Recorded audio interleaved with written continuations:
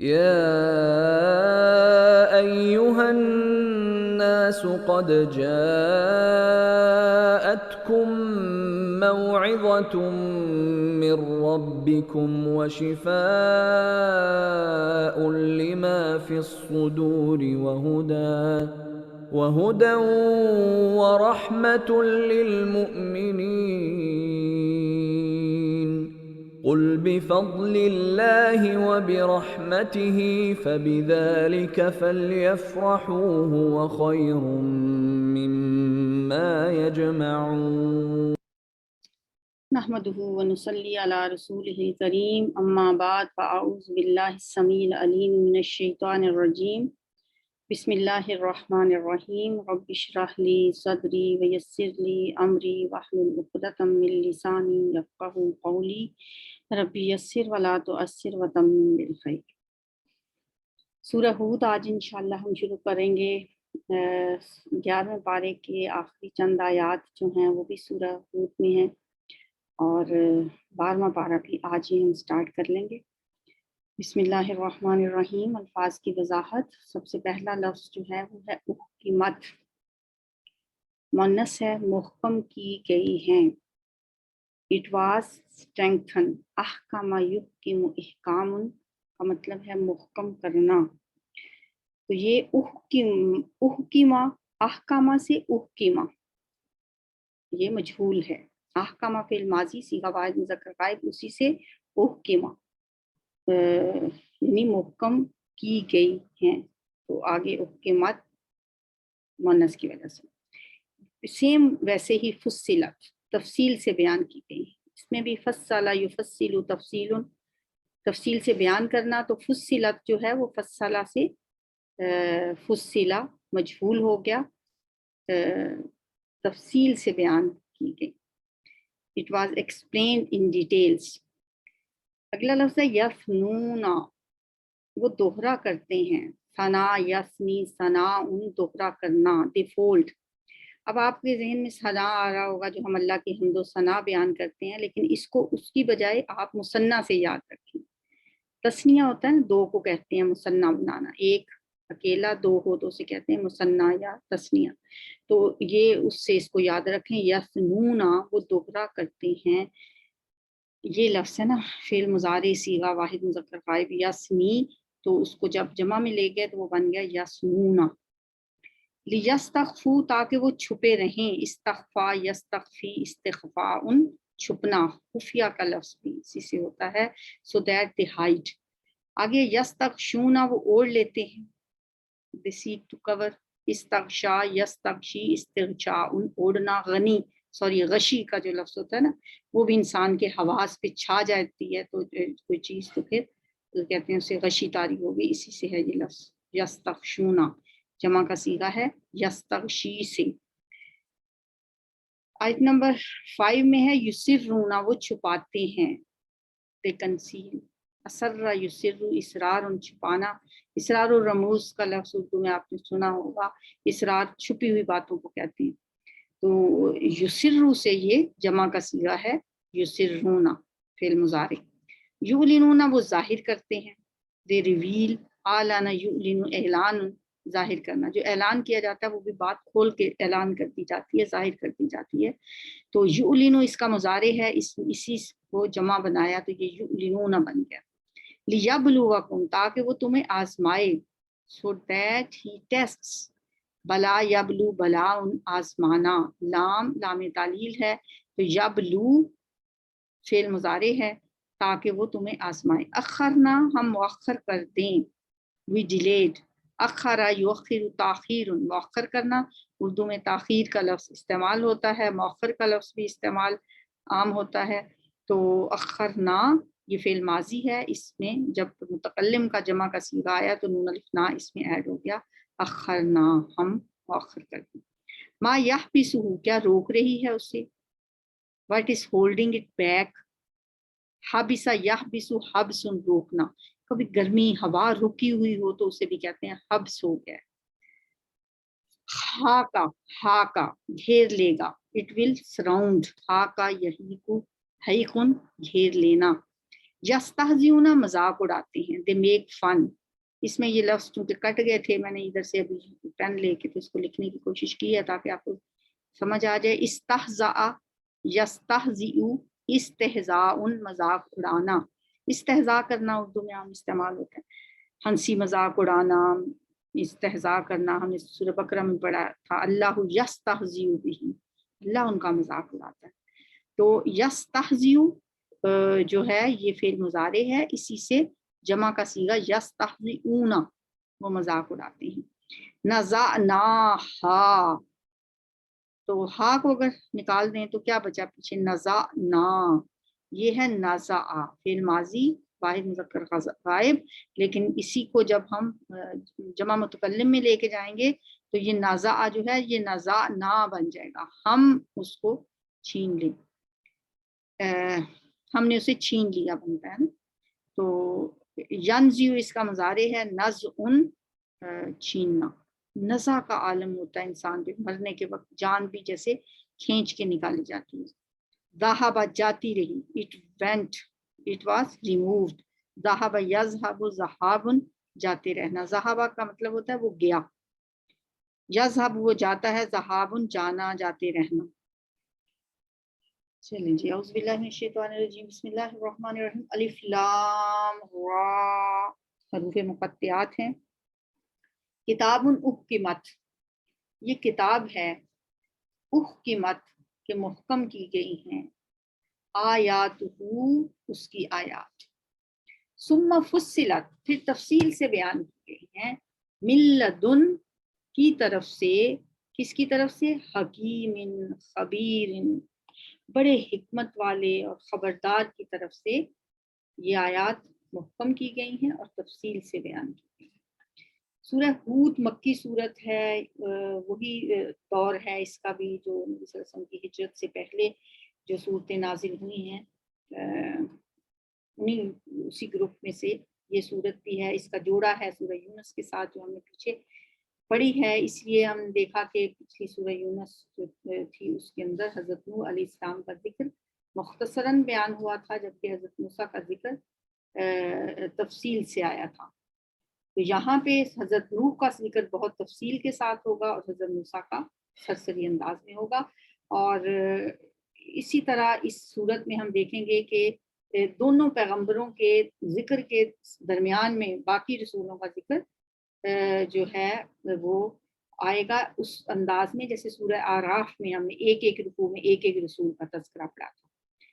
वो अजाब की बातें हैं इसमें, इसलिए हदीस मैंने आपको सुनाई थी पिछली क्लास में कि हज़रत अबू बकर सिद्दीक़ रज़ी अल्लाह ताला अन्हु ने जब नबी सल्लल्लाहु अलैहि वसल्लम से पूछा, या रसूल अल्लाह आप पर बुढ़ापे के आसार तारी हो गए हैं, तो आपने जवाब दिया था, शय्यबतनी हूदुन व अख़वातुहा, मुझे तो बूढ़ा कर दिया है सूरह हूद ने और उसकी बहनों ने, यानी उसकी हम मजमून जो दूसरी सूरतें हैं उन्होंने मुझे बूढ़ा कर दिया है।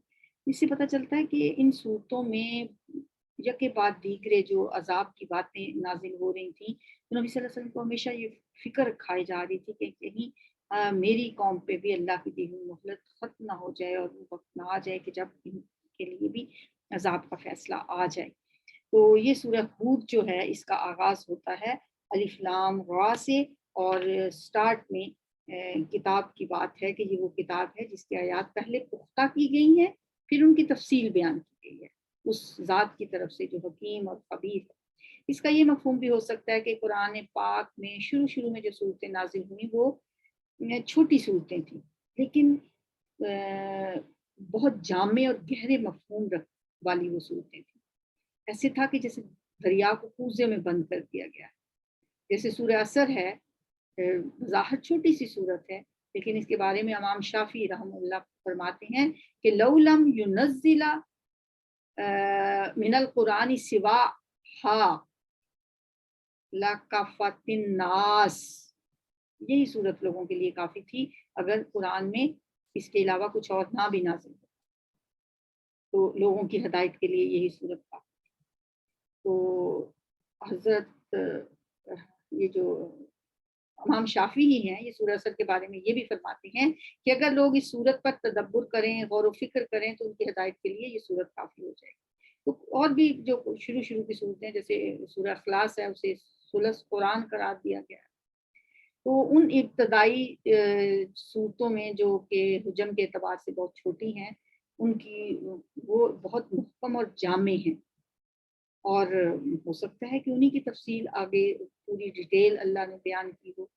اور پھر اس لیے کہا کہ پہلے اس کتاب کی آیات محکم کی گئی ہیں، پھر تفصیلاً بیان کی گئی. بہرحال یہ مفسرین کی ایک رائے ہے، مختلف آراء مختلف مفسرین کی ہو سکتی ہیں.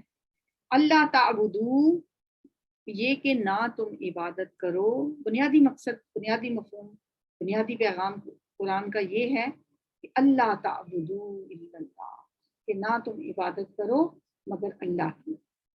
اننی، بے شک میں، لکم تمہارے لیے، منہ اس کی طرف سے، یعنی اللہ کی طرف سے، نذیر و بشیر، ڈرانے والا ہوں اور خوشخبری دینے والا ہوں. نبی صلی اللہ علیہ وآلہ وسلم کی طرف سے کہلایا جا رہا ہے کہ اے نبی صلی اللہ علیہ وسلم آپ ان سے کہیے کہ تم اللہ کے سوا کسی کی عبادت نہ کرو، میں تمہارے پاس اس کی طرف سے ڈرانے والا، نذیر اور بشیر بنا کے بھیجا.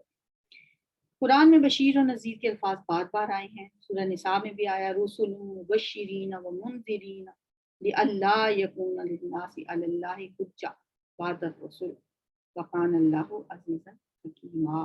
سورہ انعام میں بھی فرمایا وما نرسل المرسلین الا مبشرین و منذرین. تو یہاں بھی فرمایا انی لکم منہ نذیر و بشیر. وان استغفروا، اور یہ کہ تم مغفرت طلب کرو، بخشش مانگو،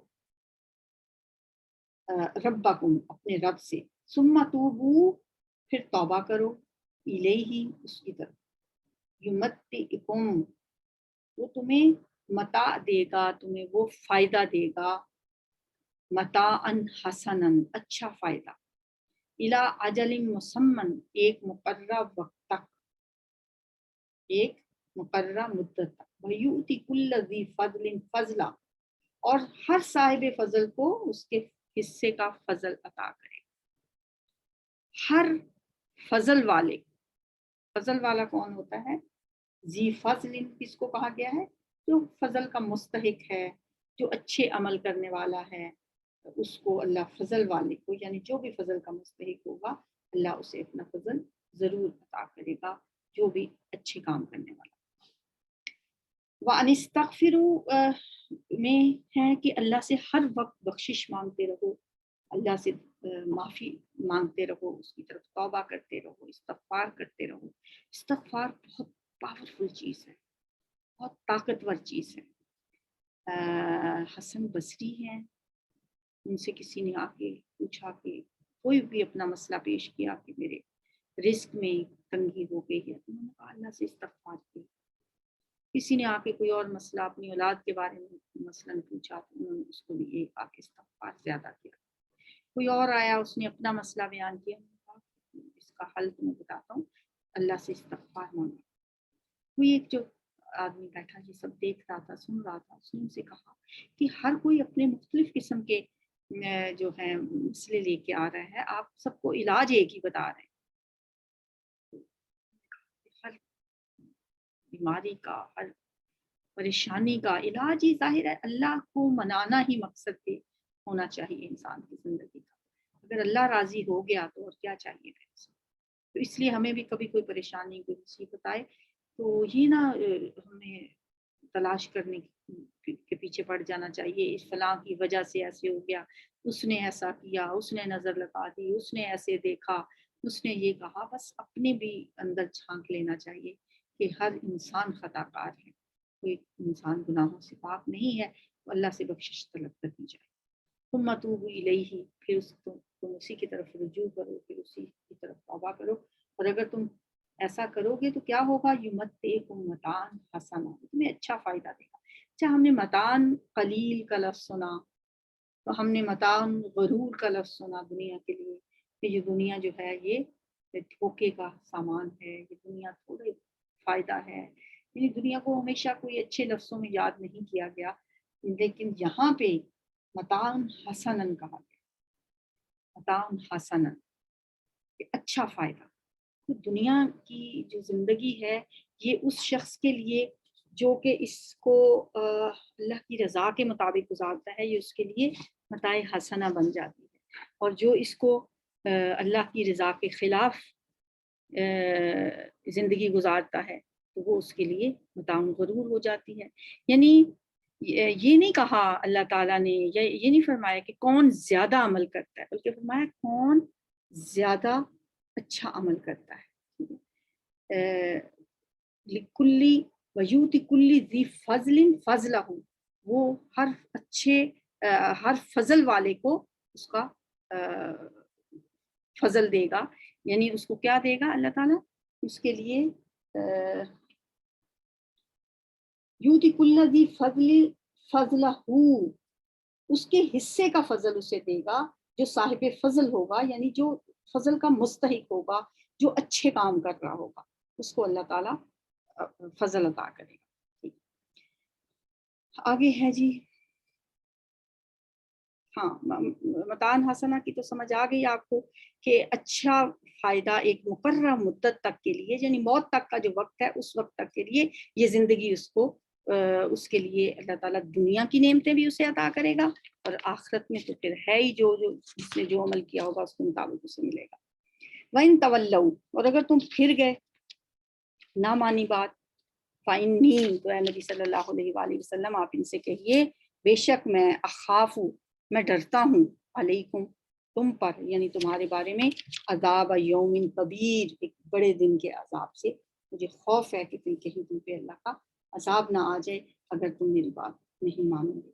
اللہ مرجعکم، اللہ ہی کی طرف تمہارا لوٹنا ہے، وَهُوَ عَلَىٰ كُلِّ شَيْءٍ قدیر، اور وہ ہر چیز پر قدرت رکھنے والا ہے۔ اللہ، خبردار، آگاہ ہو جاؤ، جان لو، انہم، بے شک وہ، یسمون، وہ دوہرا کرتے ہیں، صدورہم، اپنے سینوں کو، لیستخفوا، تاکہ وہ چھپے رہیں، منہ، اس سے، یعنی اللہ سے چھپنے کے لیے۔ اللہ، خبردار، آگاہ ہو جاؤ، ہین، جس وقت، یستخشون، وہ اوڑھ لیتے ہیں، ثیابہم، اپنے کپڑے، یعلمو، وہ جانتا ہے، ما یسرون، جو وہ چھپاتے ہیں، وما یعلنون، اور جو وہ ظاہر کرتے ہیں۔ انہو، بے شک وہ، علیم بذات الصدور، خوب جاننے والا ہے سینوں والی باتوں کو، سینے کے بھید وہ خوب جانتا ہے۔ یہ جو آیات ہیں، یہ ظاہر ہے یہ مشکلات قرآن میں سے ہیں، ان کے مختلف مفہوم مفسرین نے بیان کیے ہیں۔ اس بارے میں ایک قول یہ بھی ہے کہ مکہ میں رسول اللہ صلی اللہ علیہ وسلم کی دعوت کے جو مخالفین تھے وہ آپ کے بارے میں کچھ ایسا رویہ رکھتے کہ جب آپ کو آتے ہوئے دیکھتے تو رخ بدل لیتے یا کپڑے کی اوٹ میں منہ چھپا لیتے تاکہ کہیں آپ سے ان کا آمنا سامنا نہ ہو جائے اور آپ نے مخاطب کر کے کوئی دعوت کی بات نہ آپ سے کرنی ہے۔ یہاں ایسے لوگوں کی طرف اشارہ ہے کہ یہ لوگ حق کا سامنا کرنے سے گھبراتے ہیں، حالانکہ کسی کے گریز کرنے سے حقیقت غائب تو نہیں ہو جاتی، اگر کوئی اپنا منہ چھپا لے گا تو طوفان کا رخ تبدیل نہیں ہو جاتا کسی کے منہ چھپا لینے سے۔ تو ایک تو یہ رائے ہے اس کے بارے میں، ایک دوسری رائے ہے جو بخاری شریف میں بھی ہے اور حدیث کے الفاظ میں وہ یہ ہے کہ کچھ اہل ایمان ایسے تھے جن پر حیا کا غلبہ بہت زیادہ تھا، جیسے حضرت عثمان رضی اللہ تعالیٰ عنہ بھی ان میں شامل تھے۔ ایسے لوگ جو ہوتے تھے وہ کبھی غسل کے وقت بھی عریاں ہونا پسند نہیں کرتے، اور ایسے موقع پر اس انداز سے جھک جاتے کہ جہاں تک ممکن ہو سطر چھپا رہے، قضائے حاجت کے وقت بھی وہ اسی طرح سے کرتے تھے تاکہ پورے سطر کا اہتمام رہے، اور اپنے آپ کو، اپنے سینوں کو وہ اس طرح سے دوہرا کر لیتے تھے سطر کا اہتمام کرنے کے۔ تو اللہ تعالیٰ یہ فرما رہے ہیں کہ تم اس سلسلے میں جو کچھ بھی کر لو اللہ کی نگاہوں سے تم نہیں چھپ سکتے، لہٰذا سطر چھپانے کے بارے میں جو بھی احکامات ہیں ان کو بھی معروف طریقے سے ان کی پیروی کرو، اس طرح کے کسی بھی معاملے میں غلو کی ضرورت نہیں ہے، کیونکہ اللہ تو جانتا ہے، ٹھیک ہے انسانوں سے انسان کو چھپنا چاہیے لیکن اللہ سے انسان کیا چھپا سکتا ہے، انہ علیم بذات الصدور۔ यहाँ से जी 12वां पारा स्टार्ट होता है, वमा मिन दाब्बतिन फिल अर्दि इल्ला अलल्लाहि रिज़्कुहा व यअलमु मुस्तक़र्रहा व मुस्तौदअहा कुल्लुन फी किताबिन मुबीन। वमा मिन दाब्बतिन, और नहीं है कोई भी चलने फिरने वाला जानदार, दाब्बा, फिल अर्ज़ि ज़मीन में, इल्ला मगर अलल्लाहि, अल्लाह के ज़िम्मे है, अल्लाह पर है, रिज़्कुहा, उसका रिस्क अल्लाह के ज़िम्मे है, हर जानदार को रिस्क देना। वयालम, और वो जानता है, मुस्तक़र्रहा, उसके करार की जगह, व मुस्तौदअहा, और उसके सौंपे जाने की जगह। कुल्लुन फी किताबिन मुबीन, सब कुछ एक वाज़े किताब में दर्ज है। तमाम मखलूक़ात का रिस्क अल्लाह के ज़िम्मे है। इस कायनात के अंदर अल्लाह ने तक़सीम रिस्क का एक निज़ाम वज़ा किया। इसमें उसने हर जानदार के लिए उसकी ज़रूरियात ज़िंदगी फराहम कर दी हैं। बच्चा भी पैदा नहीं होता तो अल्लाह उसका रिस्क उसकी माँ के की छातियों में दूध आ जाता है। लेकिन बाज़ औक़ात इंसान अल्लाह के इस निज़ाम में, अल्लाह के जो तक़सीम रिस्क का जो अल्लाह का निज़ाम है, इंसान इसमें बाज़ औक़ात मुखालफत करता है और इसके अंदर मुदाखलत करता है और इन कवानीन को पीछे करके कोई ऐसा निज़ाम बनाने की कोशिश करता है जिसके तहत एक शख्स का रिस्क दूसरे शख्स के पास चला जाता है। तो रिस्क या दौलत की तकसीम का जो खुदाई निज़ाम है वो ख़राब हो जाता है और इस लूट खसूट का नतीजा फिर क्या निकलता है कि कुछ लोगों के पास बेवहा दौलत जमा हो जाती है और कहीं इंसान फाकों पर मजबूर हो जाते हैं। जहाँ भी रिस्क की तकसीम में कोई कमी बेशी नजर आई तो समझ लो कि इसका जिम्मेदार इंसान है, वरना अल्लाह तो पत्थर के कीड़े को भी रिस्क देता है। समंदरों में 3 गुना दुनिया में पानी है, एक हिस्सा खुश्की है, 3 हिस्से पानी है, तो समुंदर की मखलूक़ात भी 3 हिस्से ज्यादा है, उनको कौन रिस्क देता है? अल्लाह ने हर शख्स की रिस्क का जिम्मा खुद लिया। कोई भूख से नहीं मरता, अल्लाह भूख से नहीं मारता। हम आजकल जो ऐसी बातें सुन रहे होते हैं, ये जो मुजरिम लोग हैं, ये जो ये करते हैं, ये जो औरतें ये करती हैं, उनके बच्चे भूख से मर रहे होते हैं, वो क्या करें? वो मेहनत करें और अल्लाह पे तवक्कुल करें। अल्लाह भूख से नहीं मारता। ये आयत पढ़ के आप सोच सकते हैं कि अल्लाह किसी को भूख से मार देगा? वमा मिन दाब्बतिन फिल अर्दि इल्ला अलल्लाहि रिज़्कुहा, कोई चलने वाला, रेंगने वाला, जमीन पे 2 पाँव से 4 पाँव से या जिस भी तरीके से चलने वाला जो भी जानदार है, इल्ला अलल्लाहि रिज़्कुहा, उसको रिस्क देना अल्लाह की जिम्मेदारी। अल्लाह ने ज़मीन में ये निज़ाम ऐसा वज़ा किया हुआ है, बहुत बैलेंस है। जब इंसान इसमें मुदाखलत करते हैं तो फिर निज़ाम खत्म हो जाता है। यअलमु मुस्तक़र्रहा व मुस्तौदअहा, वो जानता है उसके मुस्तकिल ठिकाने को भी और इसके आर्जी तौर पर सौंपे जाने की जगह को भी। अच्छा, ये इसके मानी में मुख्तलिफ मुफस्सिरीन ने मुख्तलिफ मानी बयान किए हैं, इख्तलाफ भी पाया जाता है, लेकिन एक मफहूम जो दिल को लगता है वो ये है कि इसके नज़दीक उनके नज़दीक कि ज़िंदगी में इंसान जहाँ भी रिहाइश पजीर हो या इंसान हो या हैवान हो, वो इसका मुस्तकर है, और जहाँ मरने के बाद वो दफन होगा वो इसका मुस्तौदा है, ठीक है, उसके सौंपे जाने की जगह जहाँ उसने मरने के बाद जाएगा। कुल्लुन फी किताबिन मुबीन, सब कुछ एक वाज़े किताब में है। यही बात सही हदीस में भी बयान की गई है। एक हदीस में आता है कि अल्लाह ताला ने आसमान और ज़मीन की तख्लीक से 50,000 साल पहले मखलूक़ात की तकदीर लिखी। इस वक्त उसका अर्श पानी पर था। तो अल्लाह ताला ने लिख दिया सब कुछ 50,000 साल पहले। कुल्लुन फी किताबिन मुबीन, इंसानों की तकदीरें अल्लाह ने पैदा नहीं अभी किया था तो लिख दी थी कि ये शख्स दुनिया में जाके क्या करेगा, कैसा बनेगा और कहाँ मरेगा, फी अय्यि अर्ज़िन तमूत, कौन सी जगह है, किस तरीके से कितने अरसा गुजारेगा, किस तरह दुनिया से वापस जाएगा। وَهُوَ الَّذِي اور وہی ہے جس نے خلق السماوات پیدا کیا آسمانوں کو والارض اور زمین کو فی ستۃ ایام 6 دنوں میں، ستۃ ایام 6 دنوں میں اس نے زمین و آسمان کو بنایا، وَكَانَ عَرْشُهُ عَلَى الْمَاءِ اور اس کا عرش پانی پر تھا، یہ اس کے بارے میں جو حدیث ابھی میں نے آپ کو بتائی۔ لِيَبْلُوَكُمْ أَيُّكُمْ أَحْسَنُ عَمَلًا تاکہ وہ آزمائے کہ تم میں سے کون اچھا ہے عمل کے اعتبار سے۔ یہی بات ہم سورۃ ملک میں بھی پڑھتے ہیں، تاکہ وہ آزما کے دیکھے تمہیں کہ تم میں عمل کے لحاظ سے اچھا کون ہے۔ دنیا میں بھیجنے کا مقصد ہی امتحان ہے، اللہ نے یہاں بھیجا ہے ہمیں آزمائش کے لیے، امتحان کے لیے۔ اور جنت اللہ نے دراصل اتنی خوبصورت اور اتنی حسین وہ جگہ بنائی ہے، پھر وہاں داخلے کے لیے جیسے کسی شخص نے میڈیکل میں جانا ہو یا کسی انجینئرنگ یونیورسٹی میں جانا ہو تو سب کو نہیں داخلہ دے دیا جاتا کہ ٹھیک ہے اگر 20,000 لوگوں نے اپلائی کیا تو سارے کے سارے یا تو نہیں، ان کا ایک ٹیسٹ لیا جاتا ہے۔ بس ہم سمجھ لیں کہ یہ انٹری ٹیسٹ ہے دنیا میں ہمارا کہ ہم اس جنت میں داخلے کے قابل ہیں کہ نہیں۔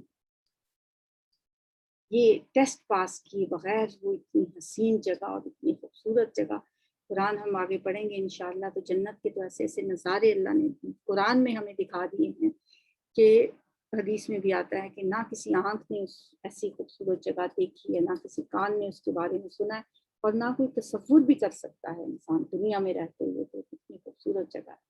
تو اس جگہ جانے کے لیے اللہ نے ایک اینٹی ٹیسٹ رکھا ہے ہمارے لیے۔ ہمیں تو لگتا ہے یہ زندگی پہاڑ جیسی زندگی کے لفظ کبھی ہم بولتے ہیں، کبھی ہم کہتے ہیں اتنی لمبی زندگی ہے، تو زندگی تو یہ بس سمجھے 3 گھنٹے ہے۔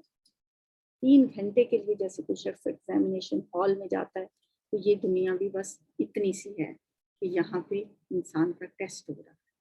وَلَئِن قُلْتَ إِنَّكُمْ مَبْعُوثُونَ مِن بَعْدِ الْمَوْتِ البتہ اگر آپ کہیں کہ بے شک تم اٹھائے جانے والے ہو موت کے بعد، لَيَقُولَنَّ الَّذِينَ كَفَرُوا تو البتہ ضرور کہیں گے وہ لوگ جنہوں نے کفر کیا، ان ھذا الا سحر مبین نہیں ہے یہ مگر ایک واضح جادو۔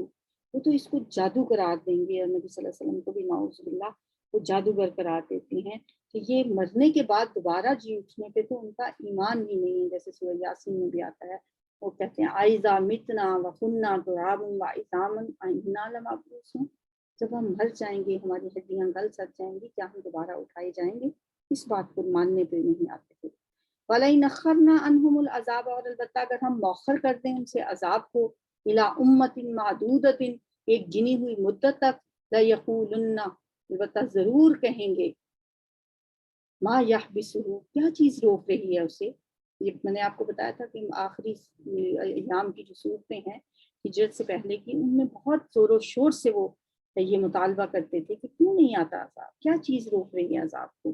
الا فرمایا آگاہ رہو، جس دن یوم یاتیہم جس دن وہ آئے گا ان کے پاس، لیس مصروفا نہیں ہوگا ٹالا جانے والا، عنہم ان سے، وحاق بہم اور گھیر لے گا ان کو، ماں کانوا بہ یستہزئون جو کہ تھے وہ اس کا مذاق اڑاتے۔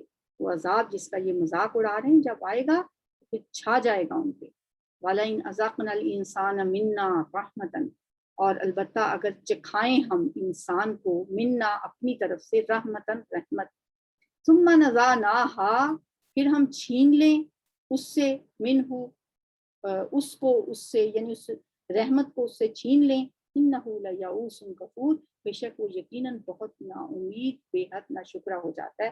انسانی رویوں کی بات کی گئی ہے کہ دنیا میں انسان کو اللہ کی طرف سے جب کبھی رحمتیں آتی ہیں اس کی اور کبھی اس سے اللہ تعالیٰ وہ رحمتیں چھین لیتا ہے تو اس وقت انسان کا کیا رویہ ہوتا ہے۔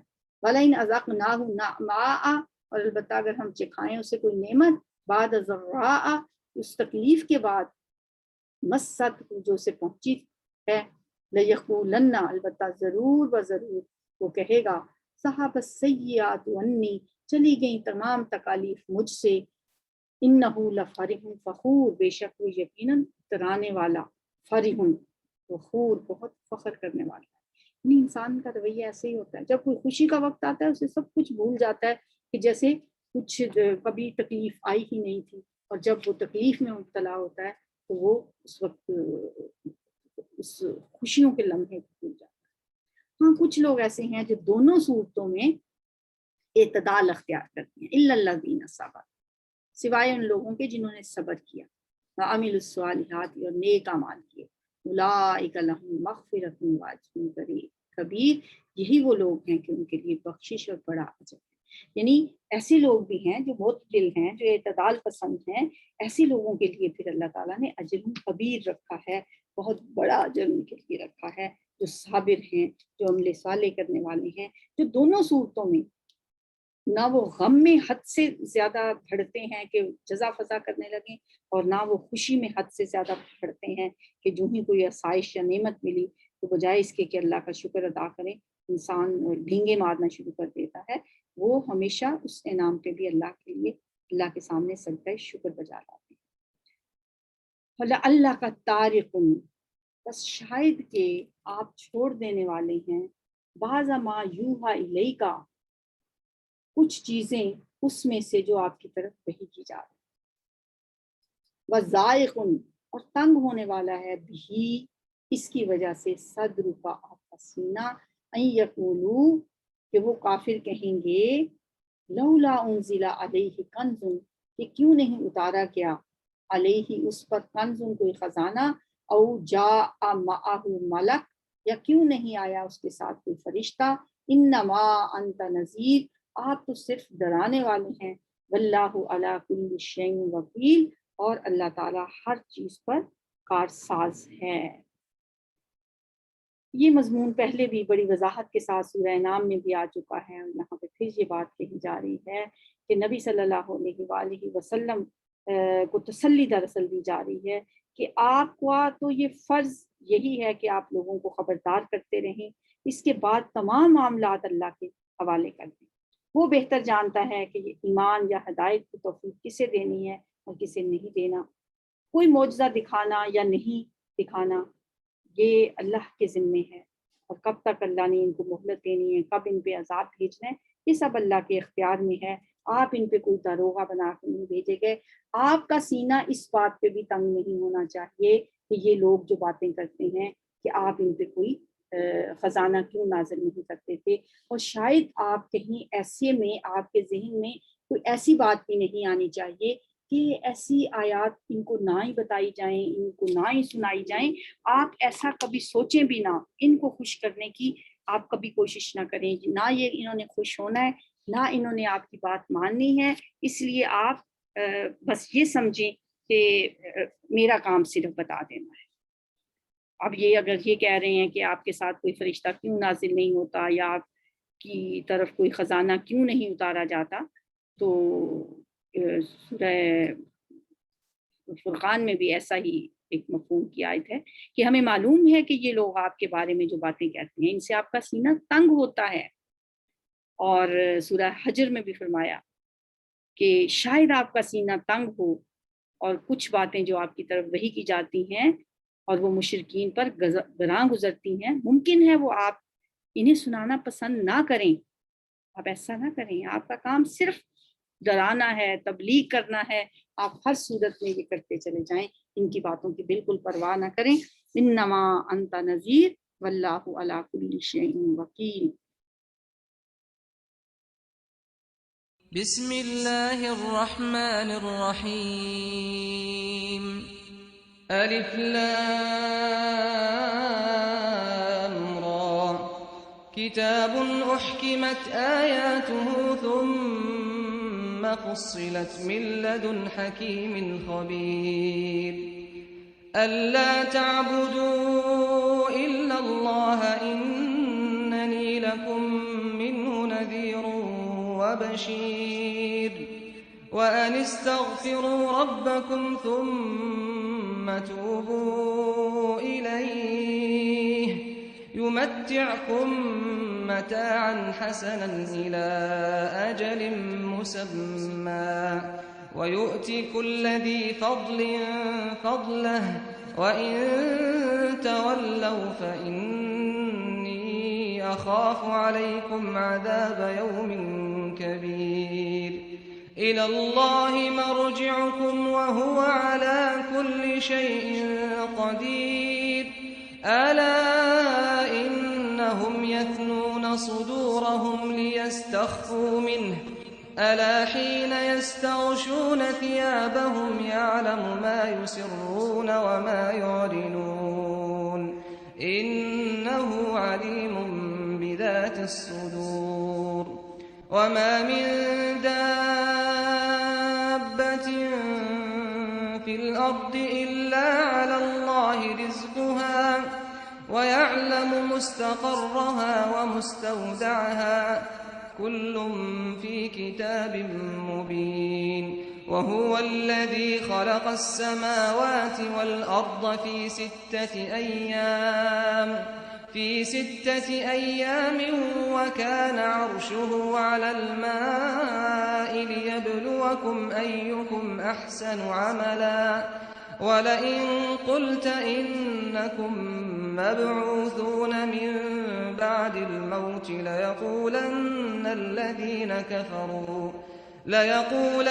الذين كفروا إن هذا إلا سحر مبين ولئن أخرنا عنهم العذاب إلى أمة معدودة ليقولن ما يحبسه ألا يوم يأتيهم ليس مصروفا عنهم وحاق بهم ما كانوا به يستهزئون ولئن أذقنا الإنسان منا رحمة ثم نزعناها منه إنه ليئوس كفور ولئن أذقناه نعماء بعد ضراء مسته ليقولن